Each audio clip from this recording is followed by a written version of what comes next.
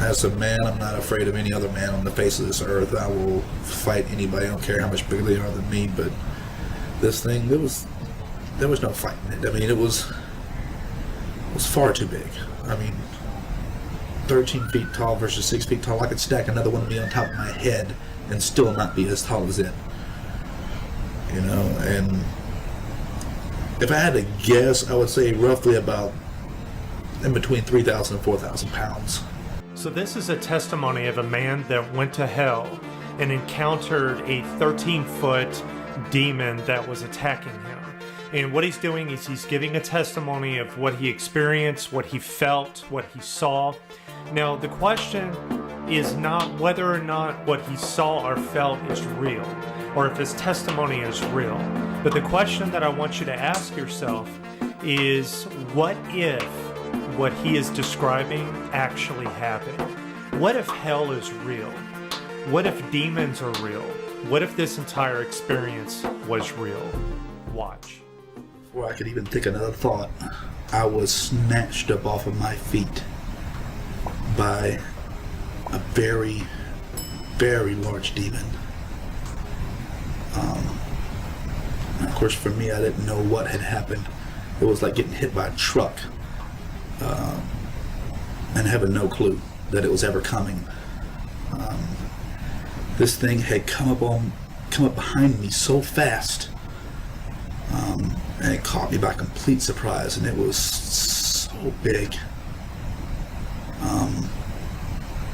I can't possibly begin to describe what it's like being, what it feels like to be in the grips of something that big. But I'll do my best. 1 minute I'm standing there, the next minute I'm leaning backwards like this. My feet are out more or less in front of me and they're popping. And I have this pain just shooting from my head to my feet like a bolt of electricity, but it's not stopping. It's like being constantly shocked or electrocuted. And I had this pounding sensation, just hurting pounding sensation coming from my left shoulder that hurts even worse than this electricity that's running through my body. And I look to my left and I see these fingers which come down to roughly the bottom of my chest. And it was even hard to look over to the side because the depth of its hand was like this. The width of its hand was like this. I mean, it literally went from the side of my neck up to maybe past the end of my shoulder, the width of its hand. All I know is the fingers were very big. Each one was about this big around and roughly about this long. And this thing was crushing my left shoulder. And this thing had a hold of me, and I'm looking down at these fingers and I'm just thinking to myself, what is this that has a hold of me? And as I'm thinking this, I understand now, also in retrospect, that anything that you think in this place can be heard as if you had spoken it out loud. And this thing had me like this and was just smiling at me. It had looked back and it was smiling at me, waiting for me to look at it. And when I looked over my shoulder and up at it, it was already staring at me. And I understand now that it had heard what I was thinking and just wanted to give me a nice little shock, you know, on top of the pain that I was already experiencing. Just because of the grotesqueness of its face. I mean, this thing was grotesque. And it was huge. Overall, the thing, and I know this sounds already more crazy than everything that I've already said, but this thing is 13 feet tall. And it's not like I sat there and said, okay, stand still, let me grab a step ladder and measure you. Where's my tape measure? You know, no. Anything that you want to know in this place, all you have to do is ask it. Ask it in your mind or ask it out loud, and the answer will be given to you. It doesn't matter. And I thought to myself, how big is this thing? And the answer immediately came to me, 13 feet. It was exactly 13 feet tall. And I didn't ask myself how much it weighed, otherwise I would know that too. All I know is the thing was huge. It was built like Arnold Schwarzenegger in his prime. I mean, just whipped full of muscles. It had no hair whatsoever on its body. None. Like no hair up here, no mustache, no beard, no hair on the knuckles like I have. Just completely hairless. It's completely humanoid in shape, though. I mean, it had 2 legs, 2 arms, 1 mouth, 1 nose, 2 ears. Other than that, it looked completely human. The differences was this, where our eyes are white, its was yellow, and where the iris of our eyes can be green or blue or brown, its was gold and diamond shaped like a snake's. It had, the only thing that looked really strange about its teeth was it had, where we had our canines, it had 2 tusks coming up out of its mouth like a boar, like a wild pig. It was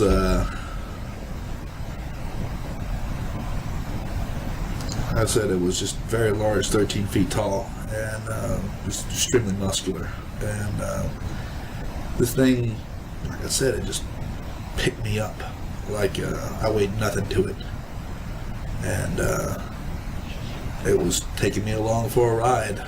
And but just I only looked at its face for, I would say, a second, and that's all that it took. Yeah, I was just, as a man, I'm not afraid of any other man on the face of this earth. I will fight anybody. I don't care how much bigger they are than me. But this thing, there was no fighting it. I mean, it was far too big. I mean, 13 feet tall versus 6 feet tall. I could stack another one of me on top of my head and still not be as tall as it. You know, and if I had to guess, I would say roughly about in between 3,000 and 4,000 pounds.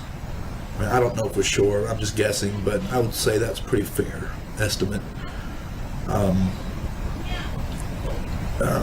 The thing, like I said, it just picked me up and took off with me, and I'm not sure if my feet were popping out of just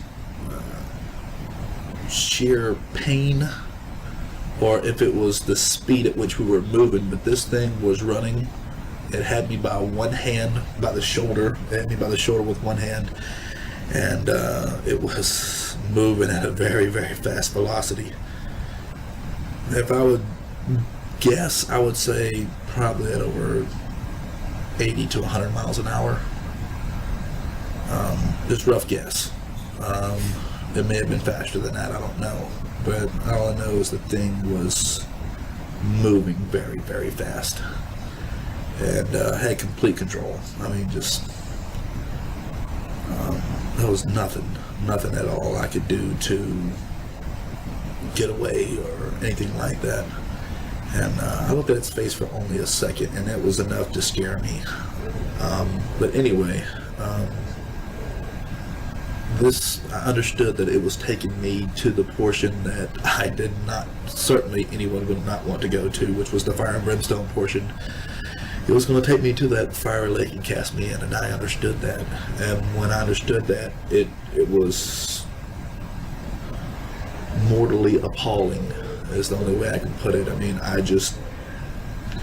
it played over and over in my head again. It's taking me to hell, it's taking me to hell, it's taking me to hell.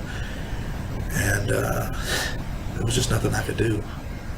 Nothing I could do to stop it, nothing I could do to prevent it.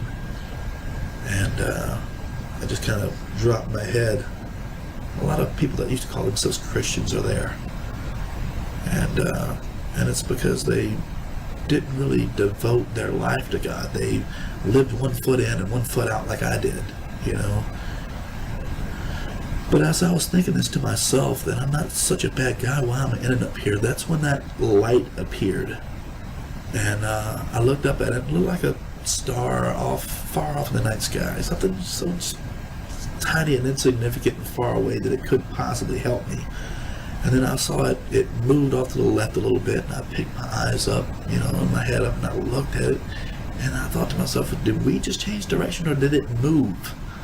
You know, and it went back to the right. And I thought for myself, no, for certain, we didn't change direction. It moved. And I thought to myself, what is that? And as I thought that and began to focus in on it, it just came rushing at me like a, the only way I can describe it is the speed of this thing was like a bolt of lightning. It came at me so fast that one moment it was just like a tiny little star in the night sky, and the next minute, white, bright, blinding white light. And his hand was reaching down to me, and it was an angel. Sorry.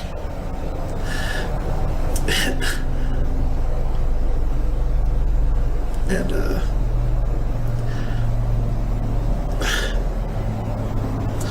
my hand just reached up and grabbed its hand. I was thinking to myself, I'm going to reach up there and grab his hand, and this hand is going to save me, because that's all that I saw was just a hand.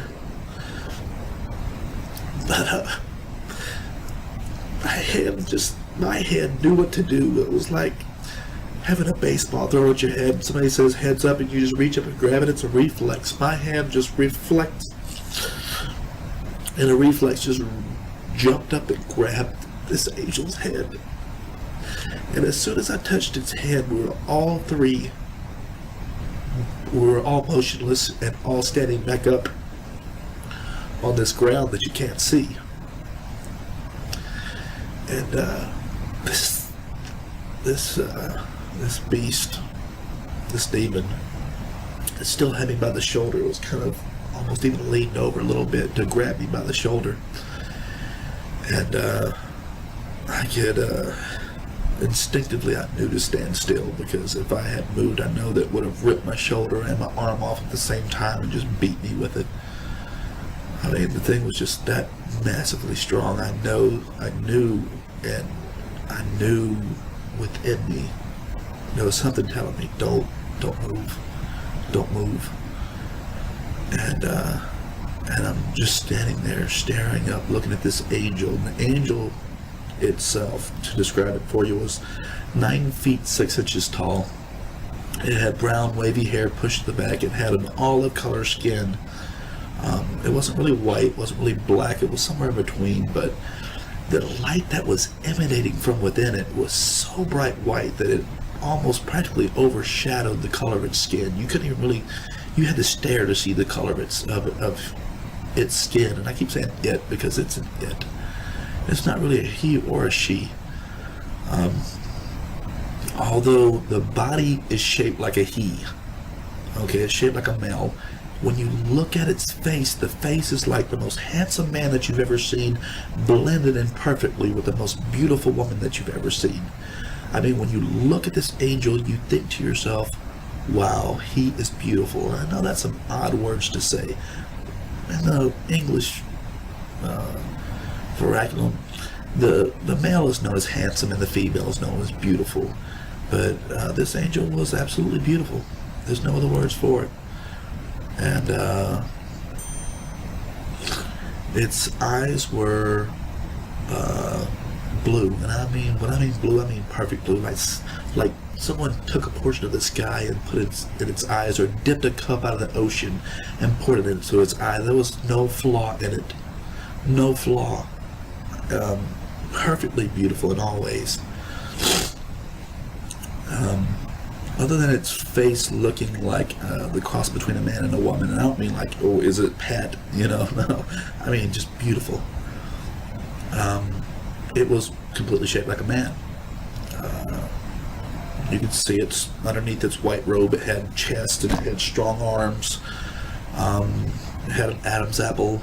I mean, it was every bit shaped like a man, and a strong one. I mean, just strong, but not like overly ridiculous like this. It wasn't bodybuilder, it was more like fitness trainer strong. It wasn't like bodybuilder strong where it just had muscles popping out of everywhere it shouldn't have been, like this demon. But you could tell it was, this angel was there to fight. And he had on a white robe. It was cut down in a V in the front with gold lace. I guess, I don't don't even know what to call it, like embroidered gold around the edges of its collar, and not lace, but embroidered gold. And the sleeves came just below the elbows, and this robe was kind of like a white Roman tunic robe. I guess that would be the best way of putting it. And it came just below its knees, so its knees and its elbows were covered. And I was just so blown away by the beauty of it that I didn't even really check to see if it had any shoes on or not. I don't really remember. All I know is it was big. Not as quite as big as the demon, but big enough. And I'm looking up at it, and I'm just blown away by its brightness and its beauty. And at the same time, I'm just frozen in place, because I know that if I move this thing, it's going to rip my shoulder off and just beat me with my arm. And this thing, I can feel its anger, this demon's anger, like heat from a fire. And it turns around like this to see what had stopped it and why. It wanted to know what had stopped it and why. Because technically I was right where I belonged. And once you're there in hell, you don't normally get a chance to leave. So it owned me like a piece of furniture, like your car. It owned me, and it wanted to know why it was being stopped. So it turned around and was ready to fight. Make no mistake, this demon was ready to get down in the worst way. But as it whipped around, this angel its speed was incredible, and it just rushed forward and with an open palm hit this demon, and it had to angle its arm upwards at about the height of its head to hit this demon in the chest. And it hit this demon with such power. I mean, I can't describe the fierceness of the power of this thing, but it hit this demon with such force that its hand was literally ripped from my shoulder. It had no clue what had hit it. By the time it had even turned its head, it was already hit. And this demon was hit with such force that it literally folded up and started flying backwards, folded in half like this, flying backwards. And I'm just watching it fly backwards and skip off this ground that you can't see, like a stone over water. And this angel looked at me and he called me by a long name, and I immediately understood it to be mine. It was a heavenly name. But as soon as it called me this name, it took it from my mind. It called me this name to let me know that, more or less, that I still have a chance to make it into heaven. You know, like, I have a heavenly name. I squandered it. I wasted it. And if this had been my ultimate time, my last breath, for real, that's where I would have stayed. But when he called me this long name, it was a feeling of home. It looked at me and it began to speak to me, and its voice was like a waterfall. If a waterfall could speak, it was like a rushing sound in your ears, like Sean. And I understood later on that it was converting my understanding to understand its language. It didn't descend down to my broken language of English. It elevated me up to understand its language. It messed with my mind, for lack of better words, but it elevated my understanding. And he looks at me and he says, "Hello, my name is Michael." And I immediately knew that this was the archangel of the Bible that spoke of the archangel Michael. And I can tell you for certain, I've seen them both. I've seen the archangel and I've seen Jesus, and they look nothing alike. And they are not the same being.